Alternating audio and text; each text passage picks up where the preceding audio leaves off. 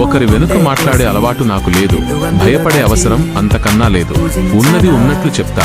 అందుకే చాలా మందికి నేను శత్రువుని. మాట తప్పడం, మనిషిని వాడుకోవడం నా రక్తంలో లేదు. స్నేహం చేస్తే ప్రాణమిస్తా, మోసం ఎలా విడిచి బతకనే పిల్లారా, నువ్వే కనబడవా.